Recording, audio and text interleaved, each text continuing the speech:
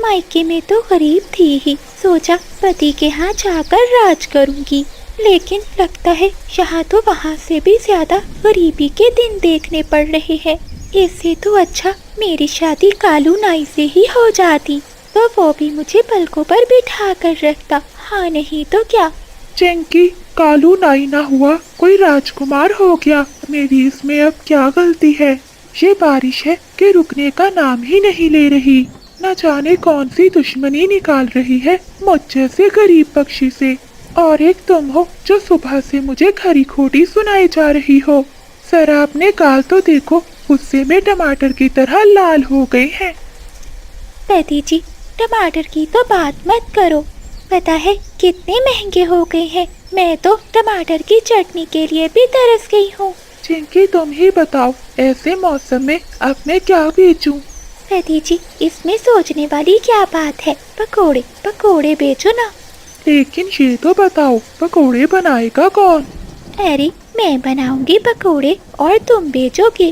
बारिश रुकते ही चीकू तोता जंगल के बाजार में जाता है और पकोड़ों का सामान लेकर घर आता है। तोता और तोती मिलकर पकोड़ों की तैयारी में लग जाते हैं। लो, हो गया सामान तैयार, मैं अभी पकोड़े तल देती हूँ। तब तक आप जाकर बाहर पक्षियों को बताइए, ताकि उनको पता तो चले कि हम पकोड़े बनाकर बेचने वाले हैं। हाँ चिंकी, ये तुमने ठीक कहा। मैं बाहर पक्षियों को बुलाकर बता देता हूँ। फिर चीकू तोता अपने घर के बाहर एक स्टॉल लगाकर बैठ जाता है। अरे कबूतर भैया, बुलबुल बहन, मीना बहन, इधर आओ। आज से हमने पकोड़े बेचने का काम शुरू किया है। तोते की आवाज लगाने पर सभी पक्षी वहाँ इकट्ठे हो जाते हैं। तभी तोती भी पकोड़े बनाकर ले आती है। अरे वाह तोते, ये तो बहुत अच्छा हुआ कि तुम हमारे जंगल में पकोड़े बेचने लगे। अब पकोड़े बनाने के लिए मुझे बबली को नहीं कहना पड़ेगा। कबूतर ठीक कह रहा है। वाह, खुशबू तो बहुत अच्छी है, मेरे तो मुंह में पानी ही आ गया। अब एक प्लेट दे ही दो। बुलबुल, 20 रुपए की प्लेट है। कोई बात नहीं तोते, तुम मुझे एक प्लेट दो। मुझे सब मालूम है कि बेसन और तेल बहुत महंगे हैं। चीकू तोते के सारे पकोड़े बिक जाते हैं। जंगल के सभी पक्षी पकोड़ों की बहुत तारीफ करते हैं। तोता और तोती बहुत खुश होते हैं। उन्हें तो उम्मीद ही नहीं थी कि पहले दिन उनके सारे पकोड़े बिक जाएंगे। शाम को कोमल चिड़िया आती है। कोमल बहन, अब तो पकोड़े खत्म हो गए हैं, तुम सुबह आना। ठीक है तोते भैया, अब तो मैं जा रही हूँ, लेकिन हाँ, सुबह मेरे लिए पकोड़े जरूर रखना। जरा मैं भी तो देखूं कैसे पकोड़े हैं तुम्हारे, जो पूरे जंगल में तारीफ हो रही है। ऐसा कहते हुए कोमल चिड़िया वहाँ से चली जाती है। चिंकी, मुझे तो सुबह की चिंता हो रही है। सुबह हमें ढेर सारे पकोड़े बनाने होंगे।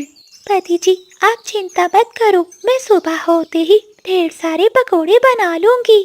अगली सुबह जब चीकू तोते की आँख खुलती है तो वो रसोई में जाकर देखता है, जहाँ चिंकी तोती ने ढेर सारे पकोड़े बना लिए थे। चिंकी, अगर तुम मेरा ऐसे ही साथ देती रही तो देखना, एक दिन सफलता हमें जरूर मिलेगी। ऐसे ही कुछ दिन बीत जाते हैं। पहले तो तोतों के पकोड़े बहुत बिकते थे, लेकिन आहिस्ता आहिस्ता अब ग्राहकों की संख्या कम हो गई थी। पति जी, लगता है अब ये काम इसी जंगल में नहीं चलेगा। मैं तो कहती हूँ कि पास वाले जंगल में भी पकोड़े बेचने जाया करो। हाँ, ये बात मैं भी सोच रहा हूँ, क्यों ना मैं एक ठेला ले लूँ। अब चीकू तोता पकोड़े ठेले पर बेचने लगता है। वो अपने ठेले को लेकर दूसरे जंगल की ओर जाता है। अब चीकू तोते के पकोड़े पहले से ज्यादा बिकने लगते हैं। कई पक्षी तो पहले से ही तोते के इंतजार में खड़े होते थे। तोते के ठेले के पास ही एक कौवे का ठेला था, जो जूस बेचा करता था। मुझे कुछ करना चाहिए जिससे इसका ठेला यहाँ से हट जाए। इसके यहाँ रहने से मेरे जूस की बिक्री कम हो गई है। अब इसे भगाने की कोई ना कोई योजना बनानी ही होगी। ये सोचते हुए बादल कौवा तोते से कहता है, तोते यार, सारा दिन खड़े खड़े थक जाते होगे, थोड़ा जूस ही पी लिया करो, थकान कम होगी। मैं तुम्हें एक गिलास जूस दूंगा और तुम मुझे बदले में एक प्लेट पकोड़े दे देना। हाँ कौवे, क्यों नहीं। फिर चीकू तोता कौवे को पकोड़े देता है और कौवा तोते को जूस। जैसे ही तोता जूस पीता है तो उसे नींद आने लगती है। अभी तो ग्राहक नहीं है, मुझे बहुत नींद आ रही है, थोड़ी देर यहीं सो लेता हूँ। ऐसा कहते हुए तोता वहीं लेट जाता है और सो जाता है। अरे वाह, जूस में मिलाई मेरी दवा काम कर गई। अब मैं ये सारे पकोड़े घर ले जाता हूँ, मैं और बिजली मजे से खाएंगे। ऐसा कहते हुए बादल कौवा वो पकोड़े वहाँ से ले जाता है। जब तोते को होश आता है तो वो अपने ठेले पर देखता है, वहाँ तो थोड़े से पकोड़े पड़े थे। ये देखकर तोता बहुत हैरान होता है और वो कौवे से पूछता है, कव्वे यार, क्या मेरे ठेले पर कोई आया था? यहाँ तो पकोड़े गायब है। तोते यार, तुम भी कितनी गहरी नींद में सोते हो। मैं तो घर में भोजन खाने चला गया था, मुझे कैसे मालूम होगा? हो सकता है मेरे सोने के बाद कोई पकोड़े उठाकर ले गया हो। अच्छा कव्वे यार, तुम्हारा जूस बहुत स्वादिष्ट था, पीने के बाद बहुत सुकून मिला। अब रोज इसी तरह से होने लगा था। कौवा रोज तोते को जूस में दवा मिलाकर दे देता था। जैसे ही तोता सो जाता था तो कौवा पकौड़े उठाकर अपने घर चला जाता था। चीकू तोता अब बहुत परेशान रहने लगता है। एक दिन वो अपनी पत्नी से कहता है, चिंकी, न जाने मुझे इतनी नींद क्यों आती है और मेरे पकोड़े भी खत्म हो जाते हैं। पति जी, इतनी आलस में रहना अच्छी बात नहीं है। मैं कितनी मेहनत से पकोड़े बनाती हूँ और आपके रोज पकोड़े चोरी हो जाते हैं। मुझे जरा बताइए, क्या आसपास पक्षियों को पता नहीं चलता क्या? चिंकी, भला किसे पता होगा? पास में एक कौवा है जो जूस का ठेला। बूढ़ी कभी खुशी खुशी अपने बच्चों की ओर जा रही थी। तभी रास्ते में उसे चक्कर आते हैं और वो नीचे एक पेड़ की डाली से टकराती हुई गिर जाती है और वो डाली भी उस बूढ़ी कभी के साथ टूटकर उसके ऊपर गिरती है। बूढ़ी कभी तो बहुत घायल हो जाती है।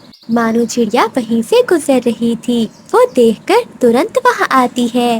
माँ जी, आप तो बहुत घायल हैं, चलिए मैं आपको डॉक्टर के पास लेकर चलती हूँ। बेटी, बेटी, मेरा समय आ गया है, अब मैं नहीं बच पाऊंगी।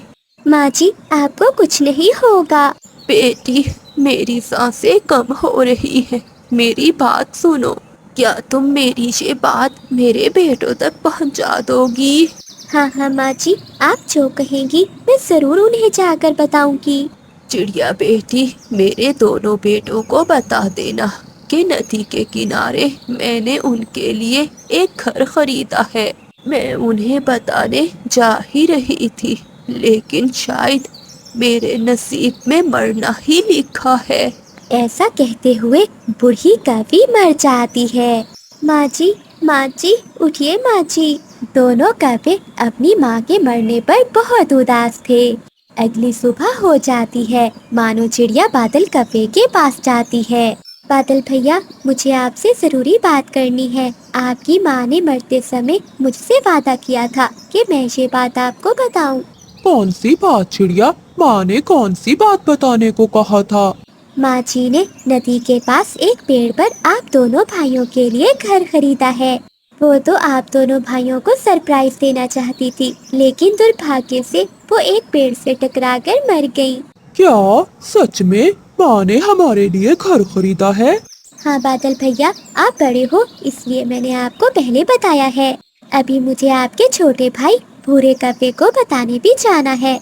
बादल कौवा तो बहुत चालाक था, वो तो बस अपने बारे में ही सोच रहा